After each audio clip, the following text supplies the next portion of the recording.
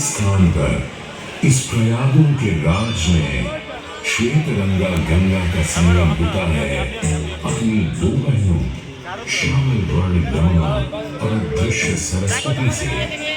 और इस त्रिवेणी संगम के कारण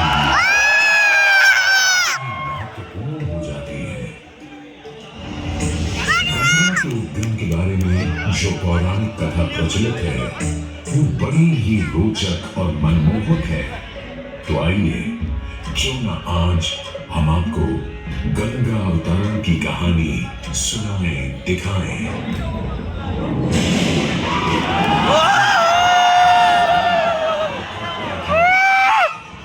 पूरी पृथ्वी पर फैला था उसका ही आतंक। उसके आतंक को रोकने विष्णु ने बड़ा एक रूप भानुमंडल का बौना बनकर पहुंचे जहां का भूत।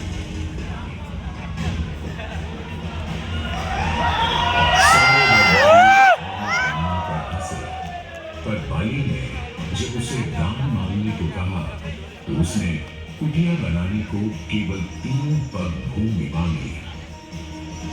पर जब बौने ब्रह्मा ने भूमि नापने शुरू किए तो जैसे भूचाल किया गया।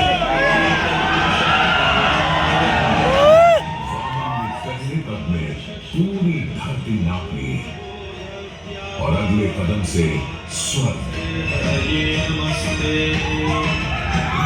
जी ने भगवान कृष्ण के चरण धोकर इस जल को अपनी कमंडल में भर लिया और अब वामन अवतार ने अपना तीसरा पग धरती के सिर पर रख उसे पाताल लोक भेज मुक्ति दे दी।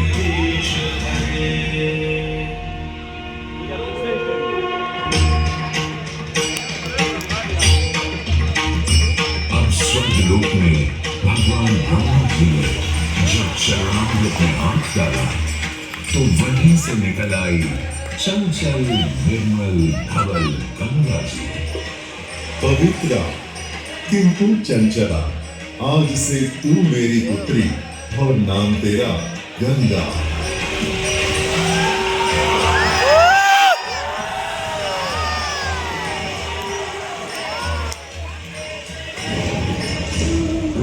कुछ समय बाद सतयुग में इक्ष्वाकु कुल के सूर्यवंशी राजा सगर ने सारे संसार को जीतने के लिए एक अश्वमेध यज्ञ का संकल्प किया। सुने सुने सुने सब सुने, यह जिन्हें पूजित धवल अश्व जहां भी जाएगा वो भूमि राजा सगर की मानी जाएगी। यदि किसी ने इस अश्व को रोका या पकड़ा तो उसे सगर के 60,001 पुत्रों और उनकी लक्षाधिक सेना का सामना करना पड़ेगा। सुने सुने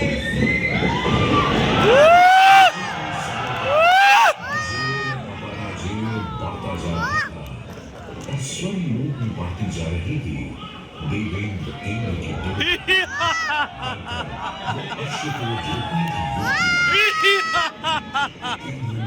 राजा सगर के उस घोड़े को चुरा लिया और छल से महर्षि कपिल के आश्रम में बांध दिया।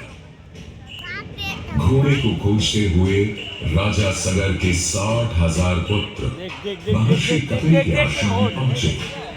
वहां घोड़े को बंधा हुआ देख क्रोधित पुत्रों ने कपिल मुनि को घोड़ा चोर समझा और उन्हें अपशब्द कहने लगे। वाचाल कुमारों, यदि कपिल ऋषि ने खोली आंख तो तपस की योगाग्नि से जलकर तुम सब हो जाओगे राख।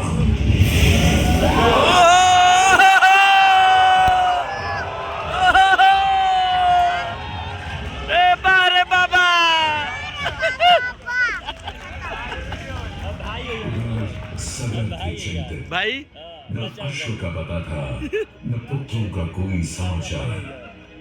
पिता का दुख देख पुत्र अंशुमन चल पड़े खोज पर। जब महर्षि कपिल के आश्रम पहुंचे तो देखा अश्व को और साथ ही अपने 60,000 भाइयों की भस्म को। महर्षि से की क्षमा याचना और पूछा तर्पण का उपाय।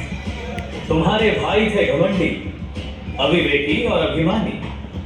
भस्म कर दिया उन्हें मैंने जो उन्होंने मेरी नहीं मानी। गंगा जल, केवल गंगा जल ही दे सकता है मुक्ति उन्हें जो भस्म हुए तुम्हारे परिजन। अंशुमन को अपने भाइयों के तर्पण के लिए गंगा को लाने का बहुत मन था, किंतु किसी को राजधर्म भी तो निभाना था और राज भी चलाना था। देखते देखते 7 पीढ़ियां गुजर गईं, पर 7 पीढ़ियों के बाद समय आने पर राजकुमार भगीरथ ने राजा बनने से साफ मना कर दिया।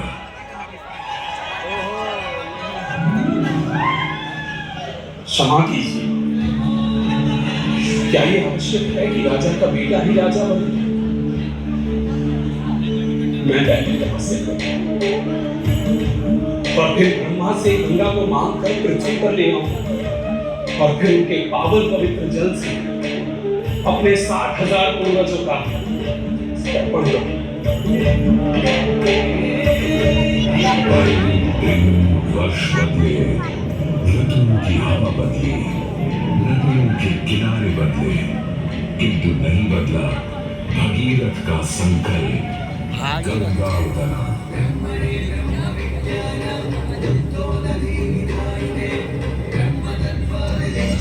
पुत्र भगीरथ, हम तुम्हारे तप से प्रसन्न हैं। बताओ क्या आशीर्वाद चाहिए?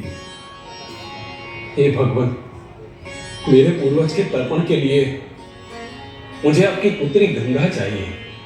तथास्तु, किंतु यदि गंगा स्वर्ग से सीधे धरती पर गिरी तो पृथ्वी को चीरते हुए गंगा सीधे पाताल में पहुंच जाएगी। इसलिए तुम भगवान शिव शंकर को मनाओ ताकि गंगा जब स्वर्ग से नीचे उतरे तो वो उसे अपनी जटा में थाम ले। अब भगीरथ ने एक अंगूठे पर खड़े होकर भगवान शंकर को मनाने के लिए शुरू कर दिया।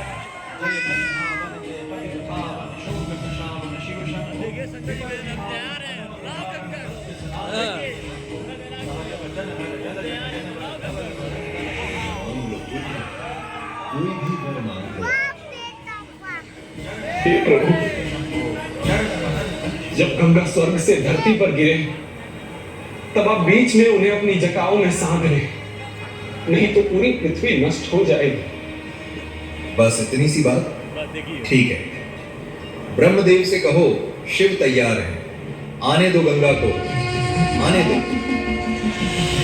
शिव शंकर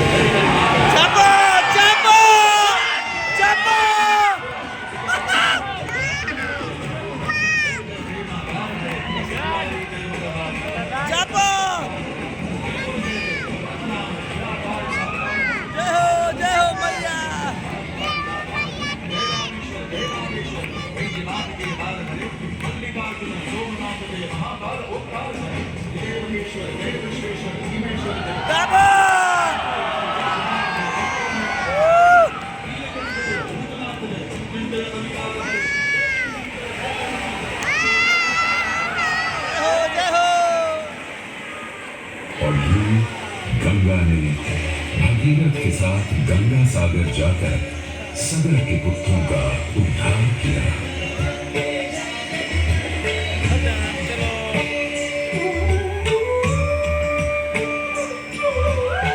साथ ही वह भारत की सबसे महत्वपूर्ण नदी बन गई, जिसका भारत के जीवन में धार्मिक, आर्थिक, सामाजिक, ऐतिहासिक अभिदान अनंत है।